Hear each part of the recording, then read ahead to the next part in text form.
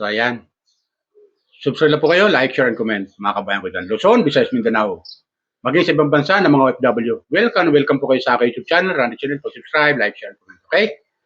Shout out muna kay Pugo Bihero, kay Krishna, mga Pau Panatic, mga viewers ni Kalinga Prab, Kuya Bal, Ati Dati Jack, mga viewers ni Daddy Frankie, viewers ni Senator Rapi Tulfo, viewers ni Miss Ivana Lawi. Shout out sa inyo lahat. Welcome po kayo sa aking YouTube channel. Please subscribe, like, share, and comment. At no skip ad. Okay? So, bibigyan ako ng comment, reaction, mga viewers ko. Patungkol doon sa napoy kong upload video, doon sa live video ni Krishna, na ayon sa kanya, mga viewers ko, merong kasing mga, mga comment sa kanya na hindi niya nagugustuhan, mga viewers ko. Tapos, meron pa siya doon, may mga comment, may mga may reactor na na ginagawa siya, kinukumpara siya sa iba, mga viewers ko. So, dito, makikita natin na itong si Krishna talaga ay talagang inis na inis, mga viewers ko. Inis na inis doon sa taong gumagawa ng comparison. Sabi natin comparison. Di ba ganun yun? Kasi kinukumpara siya doon sa iba. Nasabi ni Krishna, wala siyang kapares. Ibig sabihin, siya talaga yun. Tapos itong ginagawang kinukumpara siya ng isang reactor na napanood natin, mga viewers. Hindi natin alam yun. Comment lang kayo kung sino yung reactor na yun, mga viewers ko. Ginagawa sa tapos, yung sabi pa ni Krishna, ginagamit yung kanyang mukha, ginagawang thumbnail, tapos wala naman pala siya doon sa video. O, di ba? Anong klase yun? So, ginagamit siya ng ilang vlogger na, reactor, na wala naman pala siya doon sa video. O, di ba? So, doon siya na iinis sa mga tao na yon. Tapos, yung mga bashers, yung mga comment, na kung ano-ano sinasabi, na kisyo, ganito, ganyan,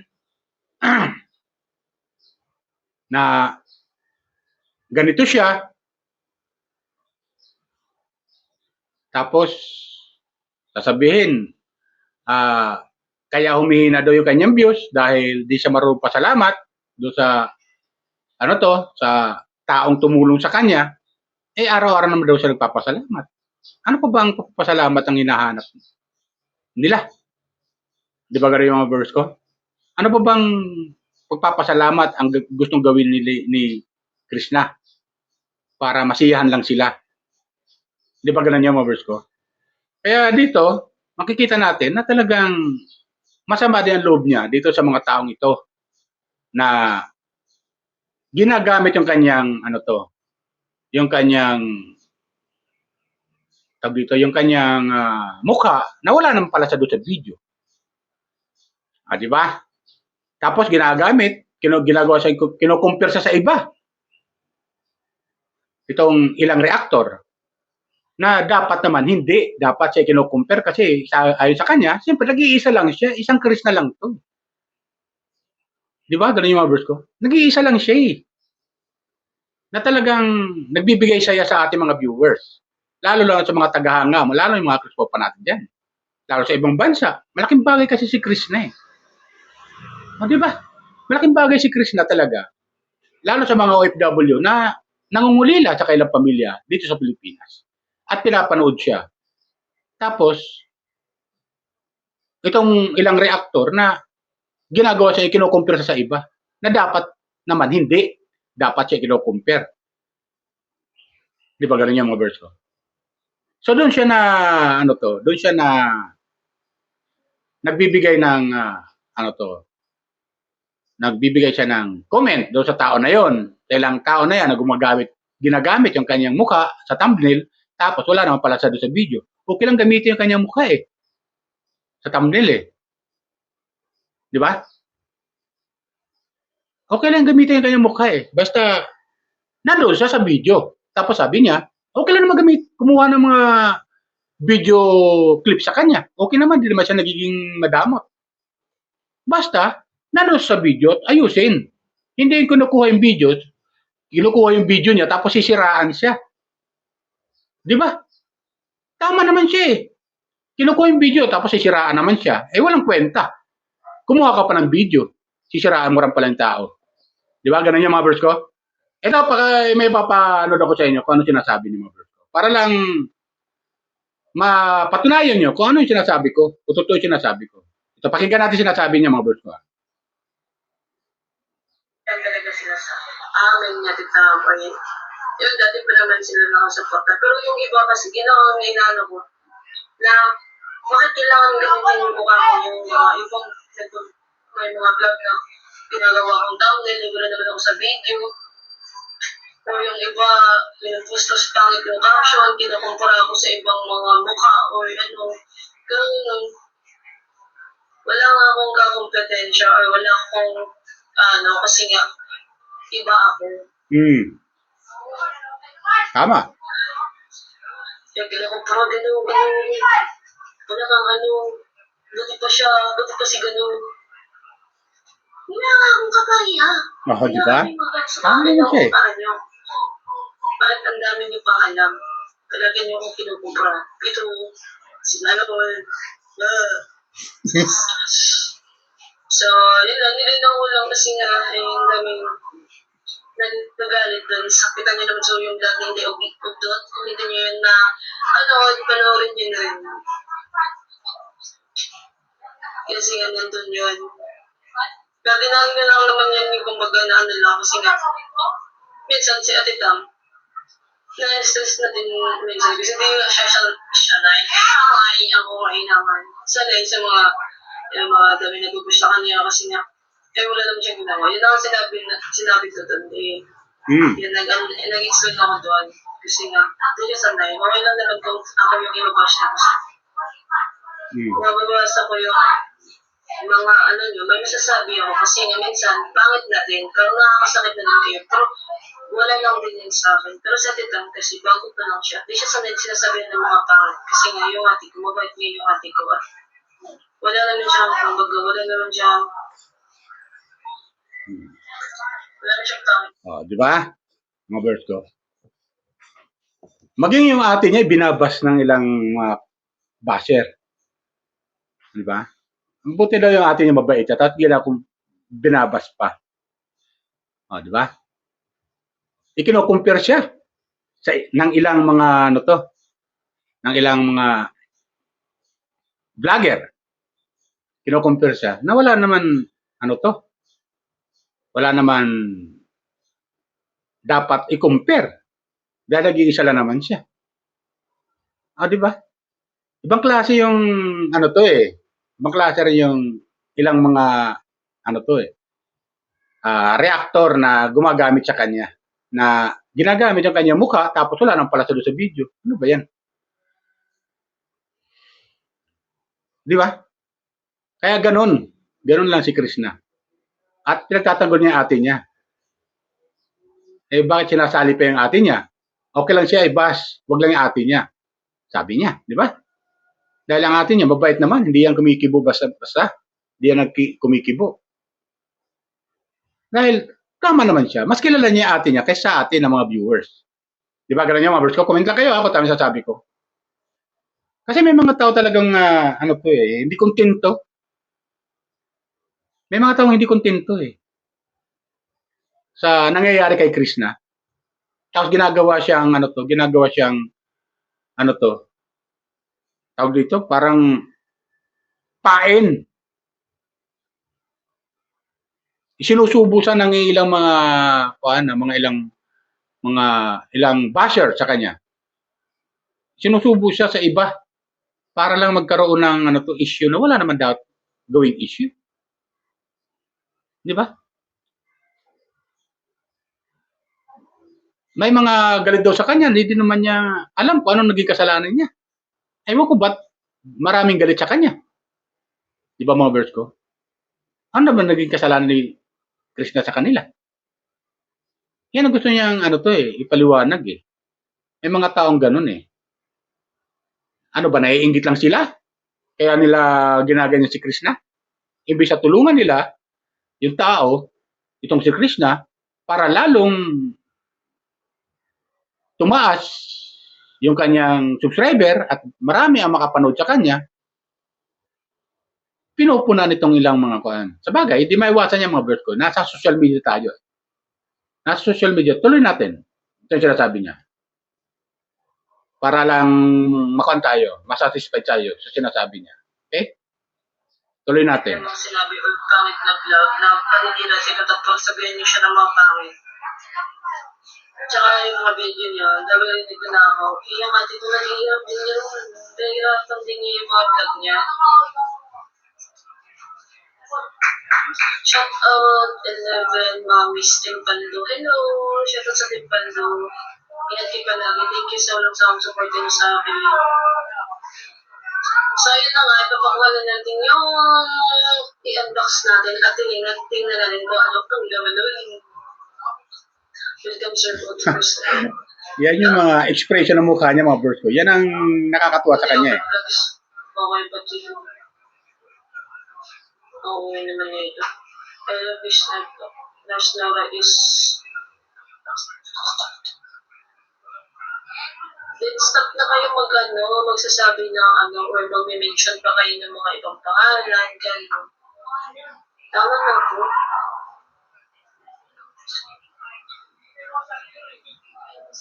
Kasi nga,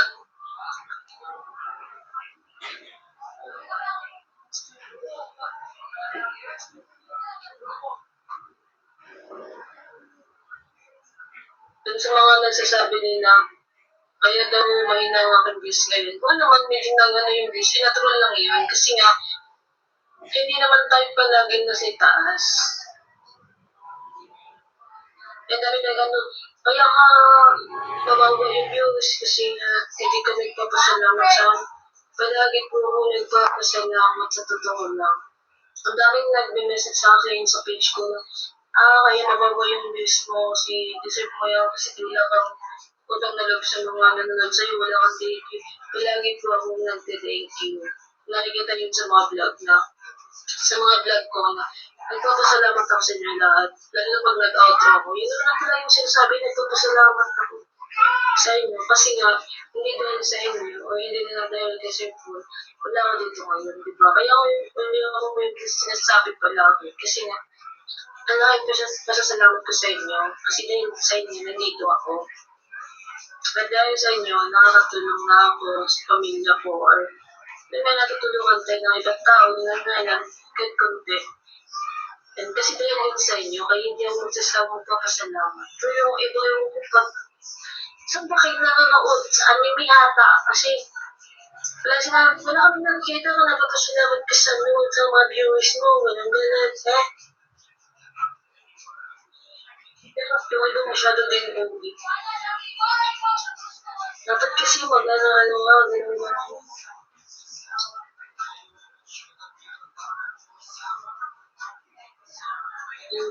May nagsasabi pa na, ba't ka ganyan? Ang dali-dali lang mag-vlog, di na po magawa, gano'n. Subukan niyo mag-vlog, madali ba? Mag-iisip na ako ng thumbnail, umabot pa lang ilang oras. Kasi wala nga akong utak minsan, na mag-vlog po nga ako, ba't paglawalan ng thumbnail. So, sinahirap pag naisip ko na naman na yung vlog mo araw-araw, gano'n. Kasi nga kailangan mo mag-upload. So, mahirap mag-isip araw-araw kung ano naman gagawin mo, ano naman ang i-upload mo. Kaya hindi madali maging, siguro, like, yung vlogging now, hindi madali. So ayun, di ba, mga viewers ko? Napanood natin, sinasabi ni Krishna. Totoo naman yan eh. Di ba? Nagmi-mission, tapos Kisyo, pinapansin pa yung kanyang, yung kanyang views. Ang ba't bumababa? Sinisisipan itong mga bashers na to. Kasi bumababa rin yung views. Normal yun. Hindi naman palaging nasa taas. Minsan talaga bababa kasi hindi naman lahat ng viewers na taga-suporta niya, na mga nanonood, ay may mga upload, ay may mga load, di ba? May mga load. Yung iba naman kasi hindi nakakapag-load, kontento na sa Facebook, Di ba ganun yung mga verse ko? Ganun lang. At yung iba, hindi masyadong pinapansin yung mga ganyan. Kontento na sa mga, ano to, games, nanonood ng dance. Hindi ganun, hindi kasi yung iba aktibo. Kaya, huwag natin masyadong punahin kung mababa yung kanyang views. Tapos, tuturuan pa kung ano-anong dapat niyang gawin sa pagdating sa pagbablog. Alam niyo mga verse ko. Kahit nagtatanim lang siya doon sa bukid, sa kailang bukirin, okay na yun eh. May vlog niya lang, okay na yun eh. Hindi na kailangan kung ano pang dapat niyang gawin eh. Tapos meron pa doon yung tumutulong sa pamilya niya, pinuna rin yun. Tumutulong sa ibang tao. Mas sinuuna yung pagtulong sa ibang tao. Eh kung may sumusubra naman sa kanyang kinikita dito sa YouTube channel niya, eh bakit hindi? Kahit sa maliit lang kaparaanan, makatulong ka lang. Kasi masarap sa pakiramdam yung nakakatulong ka sa kapwa. Di ba ganun yung mga verse ko? Masarap sa pakiramdam yung nakakatulong ka sa kapwa. At maganda yung kanyang simula na ginagawa niya dahil nakakatulong na sa kahit sa maliit na kaparaanan. At yun naman talaga ang dapat. At least tumutulong siya. Siyempre, bago niya tulungan yung ibang tao, sisecure niya muna yung kanyang pamilya na meron talagang, meron silang pagsasalusaluhan bago siya tumulong sa iba. Di ba ganun yun? Ganun ang ginagawa niya. So nga lang, ito talaga mga buzzers na to, itong mga nagbibigay sa kanya ng mga comment sa comment section na hindi maganda, eh, to? Hindi natin maintindihan. Di ba ganun yun? Tapos nagbe-mention pa ng ibang tao. Di ba? Ikinocompare sa iba. Ano yan? Di ba? So, doon siya na, doon siya na didismaya.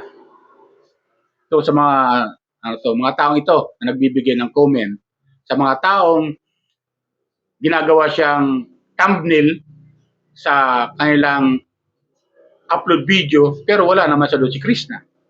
Okay lang sana ginawang thumbnail siya, basta nandoon sa video. Oo. Tapos ginagawa siyang comparison, ikinocompare sa iba. Yun ang kinasasama ng loob ni Krishna. Di ba mga verse ko? Kasi, ang totoo niyan mga verse ko, ito kasi yung mga inggit kay Krishna, naiinggit kay Krishna. Talagang hahanap ng paraan yan para siraan si Krishna. Kaya ito paano, si Krishna sumasagot, pumipitik din, paminsan-minsan. Ang masaklapasin nito mga viewers, hindi lang si Krishna ang binabas dito. Pati yung atin niya na wala namang kalam-alam, isinasama nitong mga buzzers na to kung ano mga sinasabi sa comment section. Sabi ni Krishna, sabi nga ni Krishna, bet-bet ang atin niya, tapos gaganyan nila. Okay lang sana na siya lang ibas. Huwag na isama yung atin niya. Tanggap ni Krishna yun. Kaya hindi niya pinapansin itong mga buzzers na to eh. Hindi nagtatagumpay eh. Hindi nagtatagumpay itong mga buzzers na to. Lalo lang silang naiinis kay Krishna kasi si Krishna ay nagpapakita pa rin ng kagandahang asal. Nagbibigay ng halimbawa sa mga dalaga na na hindi masyadong tumutulong sa pamilya pero nagagawa ni Krishna tumulong sa pamilya. Yan ang mga isang lesson learned na matututunan kay Krishna. Ito paano? Nagsasaka siya, di ba? Nagtatanim, di ba? Bilang dalaga. Nagagawa niya yun, tumulong sa kanyang pamilya. Di ba? Kaya, yan lang sa akin mga viewers ko. Lalo rin mga buzzers si Krishna, huwag naman tayong ganon. Maging responsable lang tayo sa mga sasabihin natin sa comment section. Para naman, si Krishna, habang nababasa niya yung mga comment niya, natutuwa siya at gaganaan siya lalo. Hindi yung pupunahin siya. Di ba? Pinupuna. Kesyo, bababa yung views. Natural lang, sabi ni Krishna na minsan, di may iwasan niya na minsan, talagang bababa. Hindi naman palagi nasa taas ng siya lagi. Minsan bababa talaga ang views kasi hindi naman lahat aktibo sa panonood ng mga vlog. Di ba ganun yan mga viewers ko? Hindi naman lahat eh. Kung wala kang load, paano ka manonood? Di ba? Sige lang sa akin mga viewers ko. Sana gusto niya i-comment sa video patungkol kay Krishna. Shoutout ulit kay Krishna. Shoutout kay Krishna, mga Krishna supporter, mga Krishna fanatic, mga viewers ni Pugubihero, sa team ni Pugubihero, mga viewers ng Kalingap, kay Kalingap Rob, kay Abal, at Tina Jack, kay Kadi Frankie, kay Senator Rapi Tulfo, kay Katekram, at kay kay Imis Ibana Lawi. Okay? Mga viewers ko, welcome po kayo sa aking YouTube channel. Kundi pa kayo nakakapag-subscribe sa aking YouTube channel, maglalambing lang po ako, subscribe lang po kayo. Like, share, and comment. Lalo-lalo ng mga viewers si Krishna, mga viewers si Pugubihero, at viewers si Kalingap Rob. Alam ko nanonood kayo. Mga viewers ni Miss Ibana Lawi. Alam ko nanonood kayo kay Miss Ibana Lawi. Viewers si Senator Rapi Tulfo. Shout out sa inyo. Subscribe lang po kayo, like, share, and comment, at no skip. Okay? Yan lang po. Bye! Ingat po lagi. Pagpalain po tayo ng pong may kapal.